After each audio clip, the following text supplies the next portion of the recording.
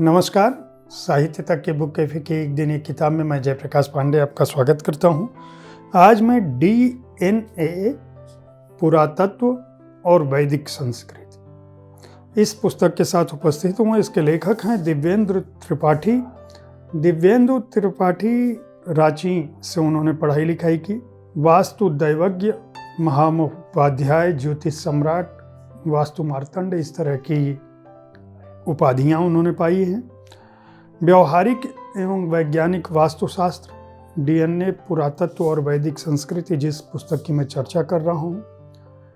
इसके अलावा अंग्रेजी में भी इनकी कुछ पुस्तकें आ रही हैं। पत्थर के युग में कविताएं भी प्रकाशित होने वाली हैं। इस पुस्तक में उन्होंने जो भारतीय भूमि पर जो लोग रह रहे हैं, जिन्हें हम भारतीय कहते हैं, उनके DNA यानी उनके जीवाश्म, उनकी वंशावली कहाँ से शुरू होती है, आर्य संस्कृति की खोज किस तरह से हुई, समारा से आक्सस तक क्या रहा, ऋग वैदिक विषय कौन से थे, भारत में अश्व यानी घोड़े और रथ किस काल में थे, हमारी जो प्रारंभिक बस्तियां थी, खेती और जो धातु कर्म यानी जो धातुओं का उपयोग कब से हुआ, उत्तर वैदिक काल की जो अवधारणा है,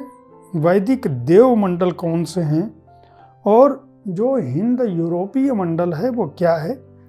एक तरह से ये भारतीय सभ्यता, संस्कृति और मानव वंशावली के विकास की पुस्तक है। जो मानव जीवन का विकास है उसके बारे में जो लोगों की जिज्ञासा है वह केवल इतिहासज्ञों तक सीमित नहीं। हमारे में बहुत सारे लोग अपने पूर्वजों के बारे में भले ही न जानते हों, लेकिन जब हम राम की, भगवान राम की, महाभारत की, महाभारत काल की, कृष्ण अर्जुन की बात करते हैं तो हमारे मन में यह विचार होता है कि आखिर ये रचनाएं कब लिखी गई, इस तरह के पात्र थे या नहीं थे। जब हम ये बात सोचने लगते हैं तो हमें यह भी सोच में आता है, समझने की कोशिश करते हैं कि आखिर हमने लिखना कब शुरू किया, हमारी सभ्यता का विकास कैसे हुआ।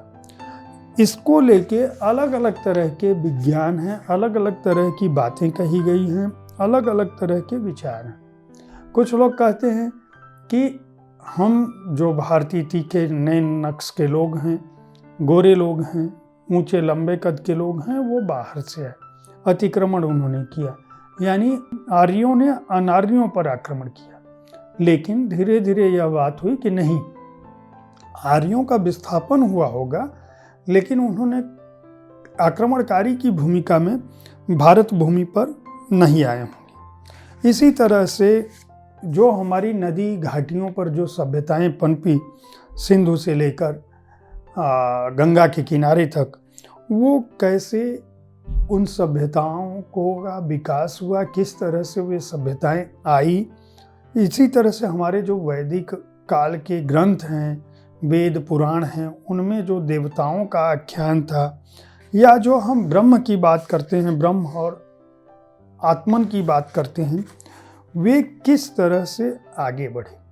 हमारा समूह, हमारी जो जातिगत या भाषाई या सामुदायिक या धार्मिक विकास है, वह किस तरह से सभ्य हुआ या किस तरह से आज की स्थिति में पहुंचा, इन सब का उल्लेख इस पुस्तक में है। मातृवंश समूह से लेके पितृवंशीय समूह से लेके 50,000 लाखों साल पहले से यह पुस्तक शुरू होती है। भारतीय उपमहाद्वीप का दक्षिण एशिया से क्या संबंध है और भारत में जो 10,000 साल से पुराने लोग हैं, हमारे वेदों की भाषा और लौकिक संस्कृति का विकास किस तरह से हुआ और वह किस तरह से यूरोपीय भाषा समूहों से मिली हुई थी और फिर वो एशिया में किस तरह से आई।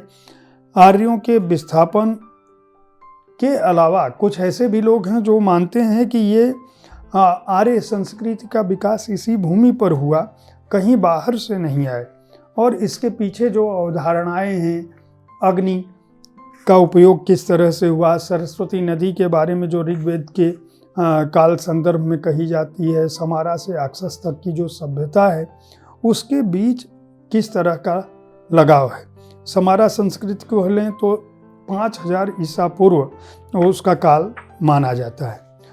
यह पुस्तक भारतीय संस्कृति सभ्यता के विकास, हमारे वैदिक काल की पड़ताल, हमारे ब्रह्मांड से जुड़े हुए जितने भी विषय हैं, हमारे जो देव मंडल हैं उनको लेकर हम क्या कहते हैं और पूरी दुनिया में किस तरह की अवधारणाएं हैं उन पर विचार करती है। एक तरह से भारतीय सभ्यता, संस्कृति और इतिहास को समझने की यह जरूरी पुस्तक है, उपयोगी पुस्तक हो सकती है।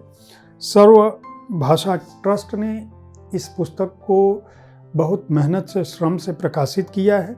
400 रुपये मूल्य की यह पुस्तक है और 250 इसकी पृष्ठ संख्या है। इस पुस्तक को आप खरीदकर भारतीय सभ्यता के विकास, हमारे सांस्कृतिक प्रादुर्भाव, वेद उपनिषद पुराणों में जो वर्णित है और मानव आज किस रूप में पहुंचा उसका DNA, पुरातत्व और वैदिक संस्कृति में क्या उल्लेख है उसको समझ सकते हैं।